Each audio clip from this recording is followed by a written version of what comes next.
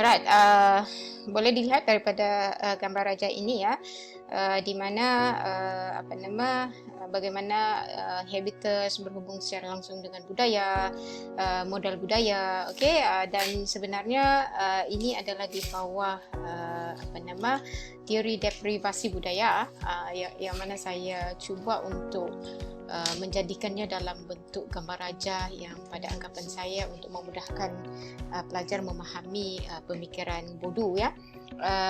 Alright. Jadi yang pertamanya kita lihat dulu habitus. Habitus tadi telah saya terangkan panjang lebar apakah maknanya. Jadi berkaitan habitus tadi, kalau dilihat ini cuba untuk menghubungkan di antara masyarakat yang bertanda hijau ini dengan juga individu ya, di mana kalau dilihat bagaimana masyarakat ini sebenarnya berjaya membentuk strategi individu. Jadi maksudnya apabila manusia membesar dalam masyarakat tertentu, mereka belajar untuk menjadi individu mengikut peraturan yang telah ditetapkan ataupun dimainkan oleh masyarakat. Jadi saya percaya semua pelajar tahu konsep sosialisasi, bukan? Jadi seseorang individu itu pembentukan pemikirannya, cita rasanya, dan segala macam yang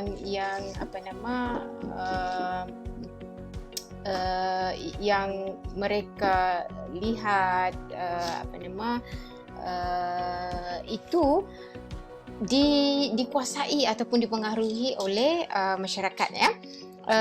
Selalunya tanpa refleksi sedar, seseorang individu itu belajar untuk melihat dunia dan bertindak di dalamnya dengan cara yang dianggap sebagai satu yang wajar, sesuatu yang masuk akal ya, dan munasabah, kerana masyarakat itu memperakui satu-satu tingkah laku tersebut ya. Alright, jadi daripada konsep ini, Bodo cuba menghubungkan di antara individu dengan masyarakat, di mana Bodo cuba mengatasi pilihan di antara subjektivisme, yang disebut juga sebagai satu teori sosial yang berdasarkan agensi individu bebas. Okey. Dan juga objektivisme, teori sosial yang hanya berminat dengan struktur objektif sesebuah masyarakat. Jadi habitus ini di bawah pemikiran Bodo cuba untuk mengatasi kedua-dua dominasi ini. Maknanya di sini Bodo cuba untuk mengatasi satu-satu teori sosial yang dominan. Jadi walau bagaimanapun, habitus ini dianggap sebagai satu yang struktur berstruktur, okey, kerana membentuk cara kita menyatakan kepribadian. Okey, cara kita menyatakan kepribadian, tetapi dalam pada itu habitus juga adalah satu struktur penstrukturan.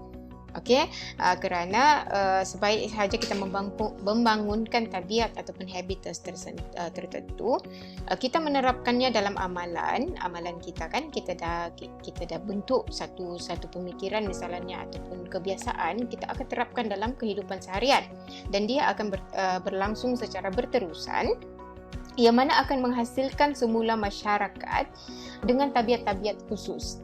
Okey, namun masyarakat itu menyediakan prasyarat-prasyarat tertentu yang mana akan membataskan pilihan-pilihan individu. Okey, mungkin agak orang kata agak keliru ya sifatnya, tetapi apa yang cuba digarapkan oleh pemikiran Bodo ini melihat bagaimana seseorang individu itu ada kebebasan untuk nak menentukan hidup dia. Okey, pemilihan, pemikiran dan sebagainya. Okey, walau bagaimanapun, pemilihan tersebut tidak secara menyeluruh kerana masih juga dipengaruhi oleh dominasi masyarakat ataupun struktur.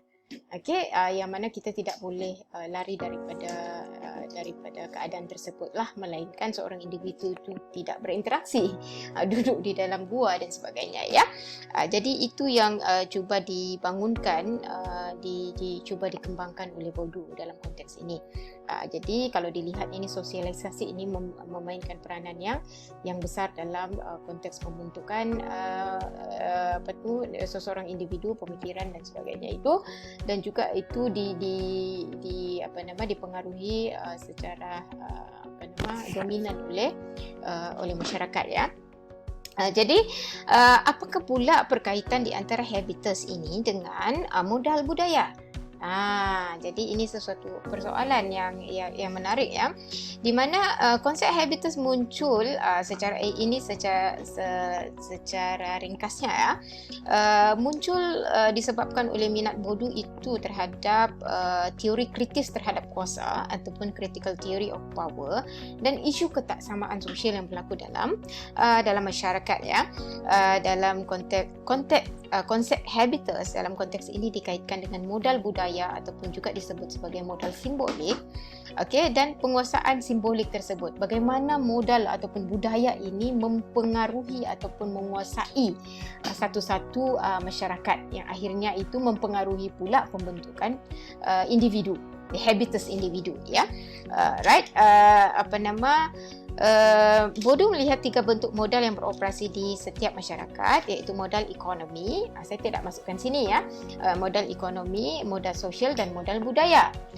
Modal ekonomi saya rasa semua dah tahu.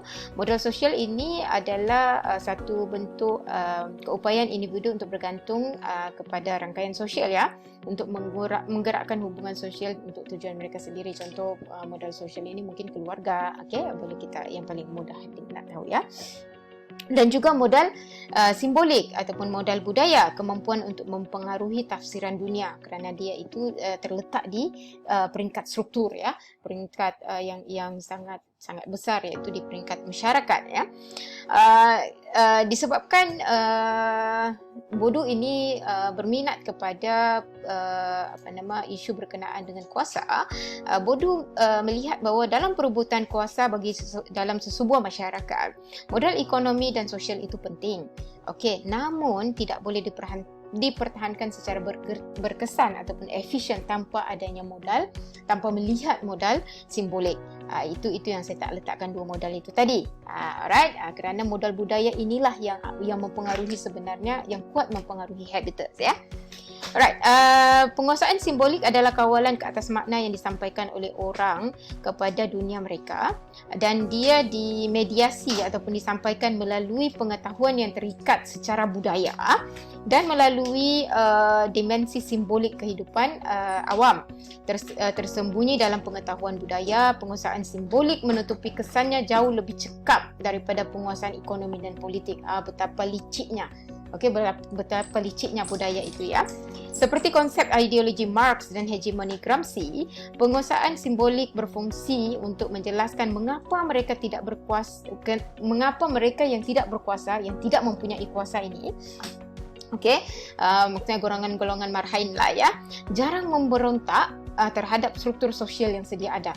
Kenapa orang-orang yang tidak mempunyai kuasa ini, golongan marhain ini jarang memberontak? Mengapa? Kerana modal budaya, ekonomi dan sosial meletakkan posisi seseorang dalam masyarakat dan pada masa yang sama membentuk subjektiviti mereka. Dengan membentuk habitus aktor sosial masa depan masyarakat, dengan itu menghasilkan semula hubungan kuasa mereka. Jadi sangat susah seseorang yang tidak mempunyai golongan marhain ini nak memberontak, kerana kita terlalu dipengaruhi satu kuasa yang besar, dominan, bukan hanya dari sudut bilangannya tapi juga dari sudut dari sudut pengaruhnya. Mungkin yang berpengaruh ini bilangannya tidak besar, tetapi yang mengikutnya itu besar, iaitu masyarakat, ya, dalam konteks ini. Jadi secara umumnya perkaitannya ini dianggap perkaitan di antara habitus dan budaya ini boleh dikaitkan di dalam teori deprivasi ataupun deprivasi budaya. Mungkin saya tidak terangkan praktis dan ini strategi itu tadi, tetapi maksudnya apabila individu itu dia hendak nak membentuk satu-satu pemikirannya, cita rasanya dan sebagainya, dia melalui satu praktis pragmatis dan akan melakukan strategi-strategi tertentu untuk nak mendapatkan apa yang dihajati, apa yang dimahukan dan sebagainya. Tetapi dia juga melalui satu proses yang disebut sebagai sosialisasi yang dipengaruhi oleh masyarakat ya. Ini saya terlupa tadi nak terangkan ya. So now we move to the apa yang disebut sebagai teori deprivasi ini dan bagaimana hubungannya habitus dengan modal budaya ini ya. Bodoh dikatakan mengembangkan teori deprivasi budaya yang mana membayangkan bahawa budaya kelas tinggi, orang kata high class ya, budaya kelas tinggi adalah lebih baik daripada budaya kelas pekerja. Jadi kelas tinggi ni kalau dinampak di sini dalam angkubah ini antara kelas atasan yang paling tinggi lah dan kelas menengah ya. Alright, dianggap sebagai kelebihan yang dilihat ini, orang dari kelas atasan dan pertengahan percaya bahawa kelas pekerja sendiri harus dipersalahkan. Sebagai contoh, apabila anak-anaknya tidak berjaya dalam misalnya dalam pendidikan, saya ada sebutkan di awal tadi, di mana bodoh ini berminat dalam membuat penyelidikan berkenaan dengan pendidikan ya. Right. Bodoh percaya bahawa Karl Marx, ini sekali lagi kita sebut Karl Marx mempengaruhi modal budaya kerana percaya bahawa seorang tidak boleh menganggap bahawa kelas yang lebih tinggi adalah lebih baik daripada kelas pekerja. Bodoh berhujah bahawa kegagalan kelas pekerja di sekolah apabila diukur dengan kejayaan dalam peperiksaan adalah kesalahan sistem pendidikan dan bukan budaya kelas pekerja. Jadi kalau lihat daripada gambar raja ini ya, ini saya mungkin saya jelaskan dulu secara naratif, nanti kita balik kepada gambar raja ini ya. Alright. Menurut Bodoh, peranan sistem pendidikan adalah reproduksi budaya. Okey, apa yang disebut reproduksi budaya ini adalah penghasilan budaya, reproduksi ya. Ini adalah reproduksi budaya atau penghasilan budaya kelas yang dominan. Okey, apa yang berlaku sekarang ni, apa budaya yang diamalkan sekarang ini adalah disebabkan oleh pengaruh kelas dominan, iaitu kelas yang lebih tinggi lah dalam konteks ini ya. Kelompok-kelompok ini memiliki kekuatan dan memaksakan makna dan memaksakannya sebagai sesuatu yang sah ataupun perlu diperakui lah. Mereka mampu mendominasi budaya mereka sendiri sebagai suatu yang layak untuk dicari dan dimiliki dan menjadikannya sebagai dasar pengetahuan dalam sistem pendidikan. Right? Namun tidak ada cara untuk menunjukkan bahawa mereka lebih baik atau lebih buruk kepada sub budaya lain dalam masyarakat. Okey, jadi bagaimana tidak ada cara melainkan mendominasi ataupun mengakui bahawa budaya orang kelas atasan itu lebih baik daripada orang kelas pekerja. Ini kita punya mentaliti. Macam kita lah kan, dalam konteks kita seharian kita akan prefer orang yang lebih kelas tinggi. Orang yang mempunyai status yang lebih tinggi daripada orang miskin misalnya, orang marhain misalnya. Bila orang miskin, orang marhain ni kita lihat sebagai orang yang tidak cerdik, okey, golongan yang orang kata yang mungkin tidak sihat, okey, dalam konteks itu secara inilah pula sebab selalu dikaitkan dengan kotor dan sebagainya kan. Jadi itu secara umumnya ya. Jadi